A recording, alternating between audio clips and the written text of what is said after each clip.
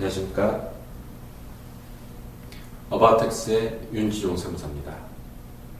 오늘은 오피스텔 관련 세무, 주택임대 사업자의 건강보험과 관련된 부분을 알아보겠습니다. 사실은 이 주택임대 사업자와 관련된 것 중에 가장 골치 아픈 게 이 건강보험입니다. 아까 지난번에도 이야기했듯이 소득세 자체는 그렇게 크게 부담이 되지는 않는데요. 건강보험의 어떤 비중이 상당히 커질 가능성이 있는 경우가 있습니다. 어떤 경우냐면 직장 건강보험의 가입자인 경우, 내가 직장에 다니고 있는 경우에는 주택임대사업자로 사업자를 낸다 하더라도 그렇게 크게 문제는 없습니다. 왜냐하면 연 7,200만 원까지 다른 소득이 있는 경우에 추가 부담이 없습니다. 직장 의료보험 같은 경우에는요, 가입자 같은 경우는. 문제는, 그리고 내가 지금 지역의료보험에 있다. 그러면 어차피 지역의료보험은 재산, 소득, 나이, 생활 수준에 따라서 이미 부과가 되고 있고, 거기에 이제, 오피스텔이 추가로 들어온다 그러면 거기에 발생하는 재산의 증가분과 소득의 증가분에 의해서 어찌됐든 간에, 늘어나게 됩니다. 사업자 등록과 등록 여부와 상관없이. 그래서 지역의료보험 같은 경우에도 사업자 등록을 해야 되느냐 말아야 되느냐는 건강보험과 전혀 관계가 없습니다. 사업자 등록을 하든 안 하든 지역의료보험은 오르게 되어 있습니다.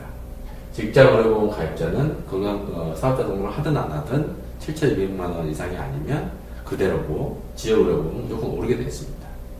문제는 피부양자입니다. 직장 건강보험의 피부양자 같은 경우인데요.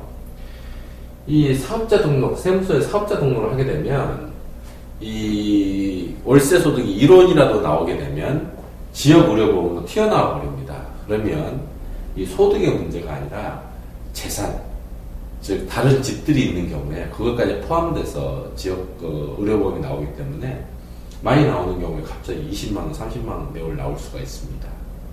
상당히 50만 원 월세 받으려고 하다가 건강보험을 30만 원 내는 꼴이 발생할 수가 있습니다. 그럼 미등록했을 때는 참 이것도 말도 안 되는 법인데요. 500만 원 이하일 때는 여전히 피부양자 요건을 갖출 수 있습니다. 그러니까 지역으로 튀어나오지 않습니다. 그래서 제가 이런 피부양자 같은 경우에는 월세를 40만 원만 받으라고 이야기를 하고 있습니다. 그래서 주택임대사업자 중에서 직장 건강보험의 피부양자로 되어 있는 경우에는 제가 사업자 등록을 하지 말라고 그렇게 말씀을 드리고 있고요. 그리고 월세도 40만 원까지만 받아라 그렇게 이야기를 하고 있습니다. 오늘은 주택임대사업자 중에서 가장 골치 아프고 문제가 되고 있던 건강보험에 대해서 알아보았습니다. 감사합니다.